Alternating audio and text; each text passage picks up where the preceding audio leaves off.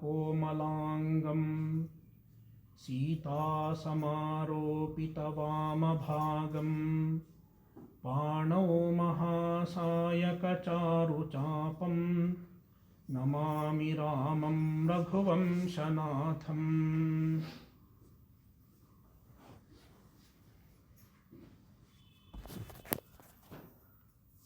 Today is Sri Ramanavami, the Navami of the Shukla Paksha of the month of Chaitra is observed as Ramanavami. According to the Ramayana, this is the day when Rama descended on this earth.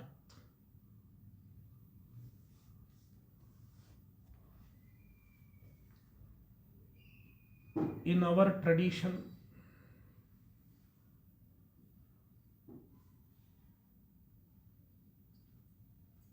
Rama plays a very significant role.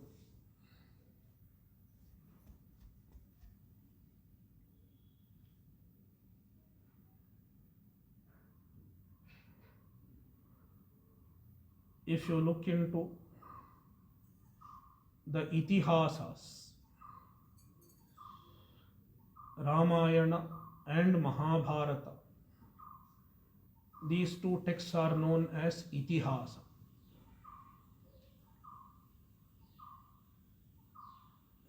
The Itihasas extol Rama as one of the greatest avatara.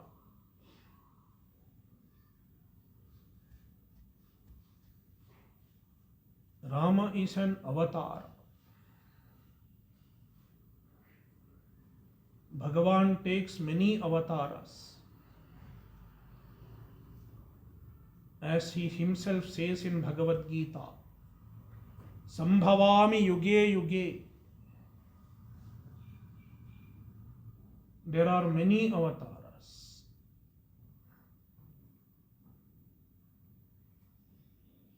In the Puranas, we count 10 avatars as the most prominent ones. But avatars are not only 10. There are many. Avatara hyasankhyayaha, Bhagavatam says. Avatara is a unique concept in Sanatana Dharma. In the Western religions, they have prophets. Avatara is not prophet. Prophet is not avatar. God himself does not descend on the earth. God sends some messenger. The messenger is called prophet. That is their concept. The concept of avatara is totally different. God does not send an avatar. Ishvara himself descends on the earth. Ishvara himself manifests as the avatar.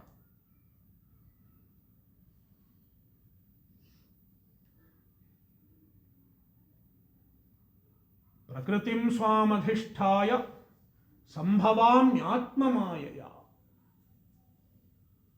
Wielding his Maya Shakti, Bhagavan takes a form and manifests in front of us. It is called avatar. There are many avatars. Among them, Rama is one of the most prominent avatars. Any avatara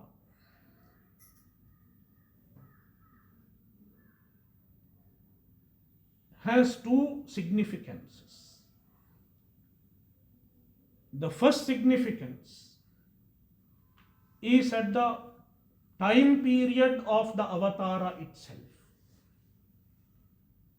For example, why Rama was born? One answer would be that in Treta Yuga there were Rakshasas, Ravana, Kumbhakarna, and so many other Rakshasas. And it was the need of the day. Bhagavan had to descend on the earth to destroy the evil forces and to restore the dharma, to protect the dharma. He had to descend at that particular point of time. So the first significance pertains to the time period of the avatar.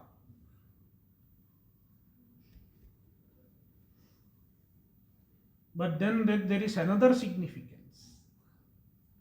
which transcends the given time period.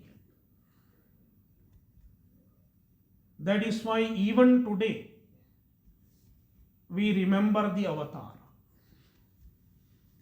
We study about the avatar.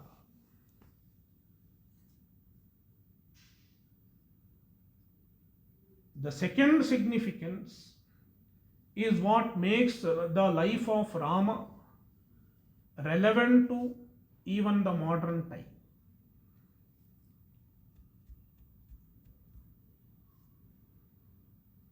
First of all, every avatar has a form and it has a leela. What is leela? Bhagavan himself says in Bhagavad Gita, Divya Janma and Divya Karma. The Bhagavan's Janma, his birth, it is not like our birth. It is an extraordinary birth because we are born on account of our ajnana and karma. But the avatara is not born because of ajnana and karma.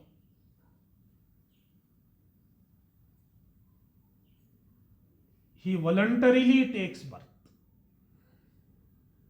Our birth is not a voluntary birth. We are pushed into this janma. Avatara's janma is a voluntary janma. He chooses to descend on the earth. Therefore, it is called a Divya Janma. And all his actions, the actions of the avatar, the work of the avatar, it is also Divya Karma, unlike our karmas.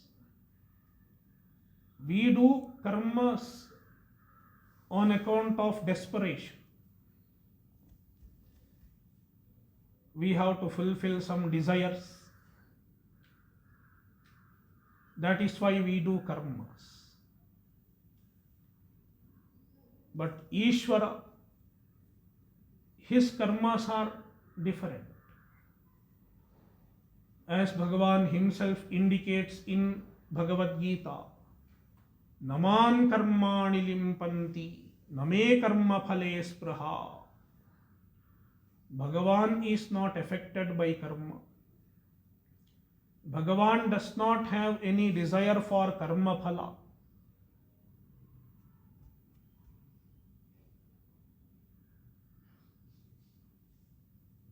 Yet he engages in karma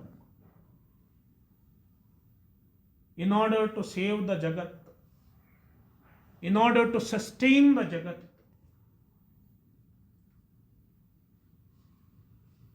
He keeps working. Varta eva cha karmani. He keeps engaging in activities. And this avatara is a part of his karma, Ishvara's karma. Therefore, his karma is also Divya karma. Divya Janma and Divya Karma. Divya Janma and Divya Karma together constitute the Leela. It is called Leela. Bhagavan has his Leela. Every avatara has its Leela. There is a Rama Leela, Krishna Leela.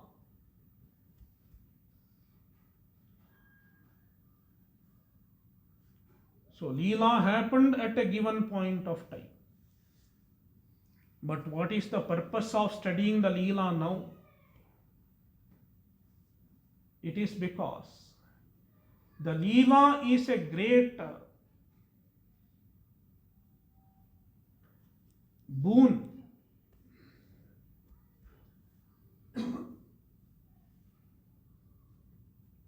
We can relate to the Ishvara with the help of his Leela.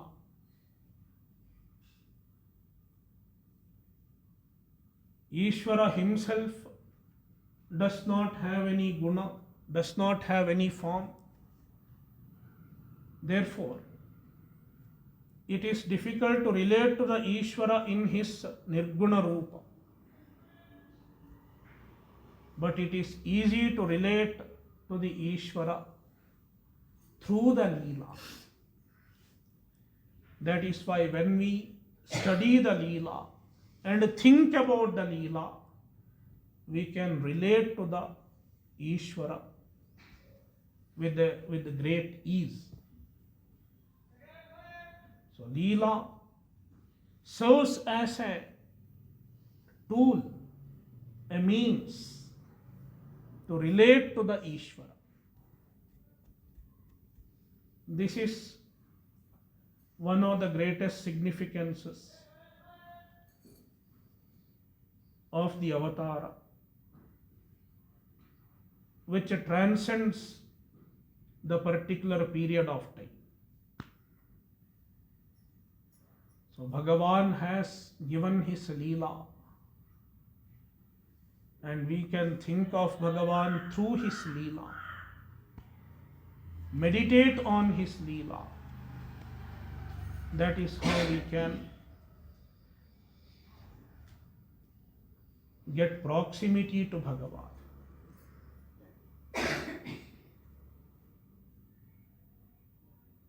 In addition to this, there is another major significance of Rama Avatara itself. If you look into Ramayana, especially Valmiki Ramayana,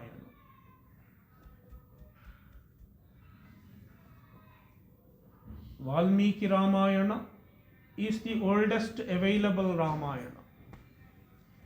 There are so many other Ramayanas written both in Sanskrit as well as regional languages. But the original Ramayana that is available today is Valmiki Ramayana. That is why Valmiki is called Adi Kavi. He is the first Kavi. Adi Kavi.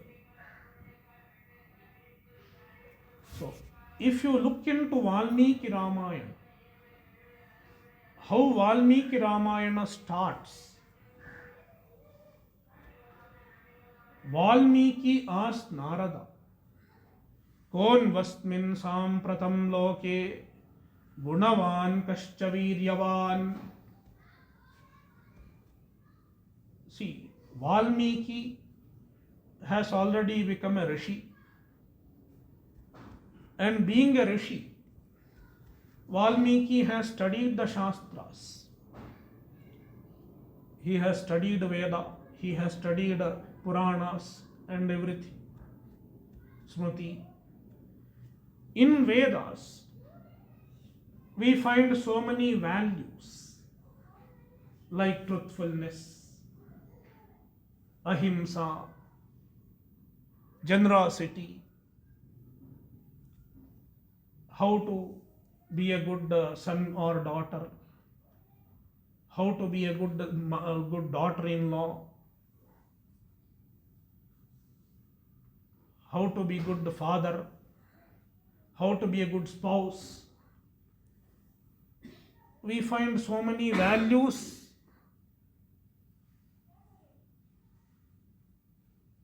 described in the Shastra, whether you look into Veda or Smriti, even Bhagavad Gita. But if we have to follow these values, we need a role model.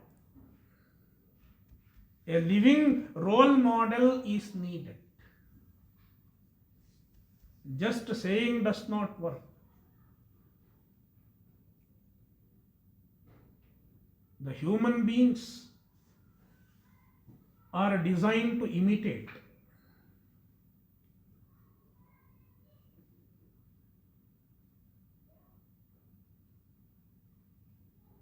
Some people say we have evolved from the apes.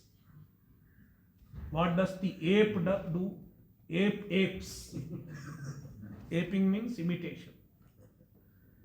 So, if we have a role model, we can easily learn those qualities by looking at him or her. That is why the Shastra,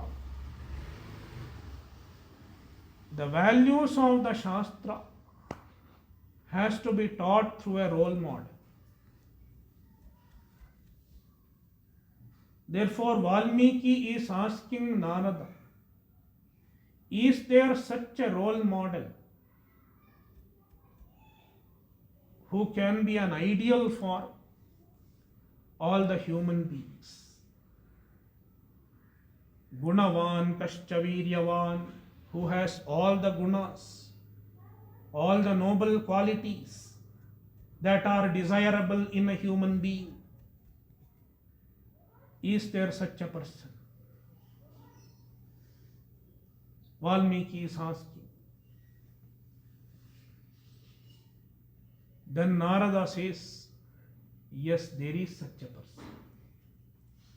Who is it? Ikshvaku Prabhavo Ramo Nama Janeshwataha.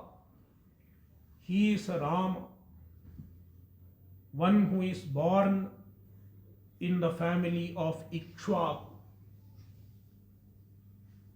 And then Narada describes all the noble qualities of Rama. Today we did Ashtottara. If you have observed the Ashtottara, there were many descriptions of Rama. And each description was about a particular quality in Rama. Satyavache Namaha. He spoke truth. He followed dharma. So, Rama is a great role model. That is why we study Ramayana and try to emulate the noble qualities of Rama.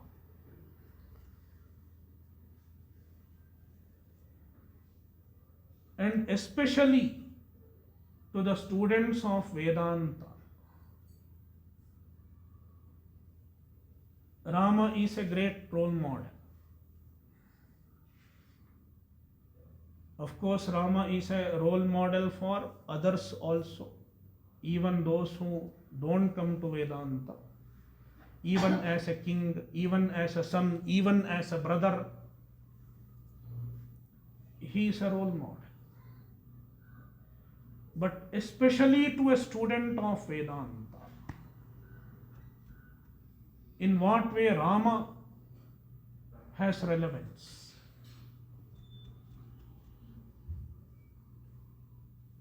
The Shastras describe the qualities of a Jivan Mukta. For example, Bhagavad Gita. Bhagavad Gita is full of the qualities of a spiritually elevated personality, whom Krishna calls Sthita Prajnaha or Gunatitaha, etc. And he describes the Sthita Prajna. Prajahati yada kaman sarvan parthamanogatan yasmanno dvijate loko lokanno dvijate chayaha. A Jivan Mukta, a Jnani, a Brahmajnani, he does not disturb the others, and he does not get disturbed by the others also. There are many such beautiful descriptions of a Jivan Mukta.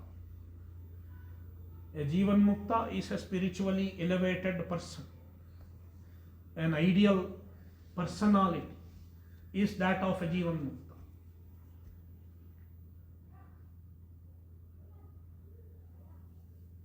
If you look into the qualities of Rama, you will also find the qualities of a Jivan Mukta manifest in Rama. Let me cite a beautiful example. There is a very popular shloka. I like this shloka very much about Rama. Many of you might have heard it from me. Prasannatam yanagatabhishekataha tatha namam lauvanavasa dukkhataha mukhambujashi raghunandanasya me sadastu sa manjula mangala prada. Prasannatam yanagatabhishekataha. What happened in Ayodhya when Dasharatha was alive? Dasharatha was still the king. Then Dasharatha decides that we will coronate Rama. Rama is qualified to be a king, so we will coronate him. So Dasharatha sends message to Rama. The messenger comes and tells Ramachandra, you will be the king. Your coronation is going to happen. Your Abhisheka is going to happen.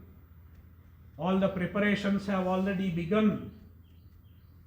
The message came to Rama. What will happen to any other boy of Rama's age if he hears this news? He will jump with the joy. There will be elation. But this author describes Rama when he heard this news. Prasannatam yanagatabhishekataha. There was no indication of elation in his face. He said, okay, my father's ajna, my father wants me to do the duty of a king, so he accepted as a kartavya. No elation, no harsha. He just accepted what came to him. And then what happened in Ayodhya, all of you know. In a few hours, there was a Manthara. She put something into Kaikeyi's ears, and then Kaikeyi demanded something from Dasharatha. Rama should be sent to forest and Bharata should be made the king. Then Dasharatha was helpless because he had already promised to Kaikeyi. He cannot violate his words. Then Dasharatha helplessly called the same messenger again. Go and tell Rama that he has to pack off. He won't be made the king. He has to go to forest, not for a holiday, for 14 years, not with the shoes, tents, etc. He has to leave all his princely attires and go. This message came, you will not be made the king, you have to go to forest. Bharata will be made the king. Then what would have happened? Some ordinary person. He would have got dejected. But the author describes Rama's face when he hears this news. Tatha namam lau vanavasa dukkhataha. When he heard about the news of Vanavasa, his face did not fade. He was as cheerful as before.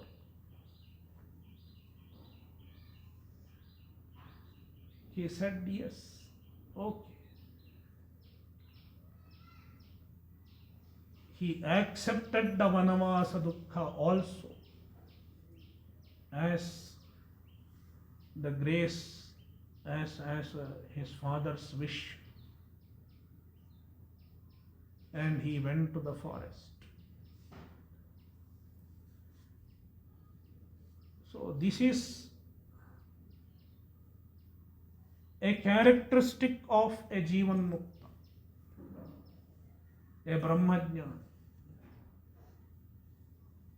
As the Gita describes, he is free from harsha and shoka, free from elation and dejection.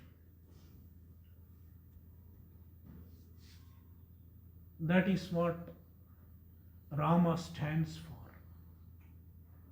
All the noble qualities that are desirable in a spiritual seeker. A spiritual seeker should emulate the qualities of Ram.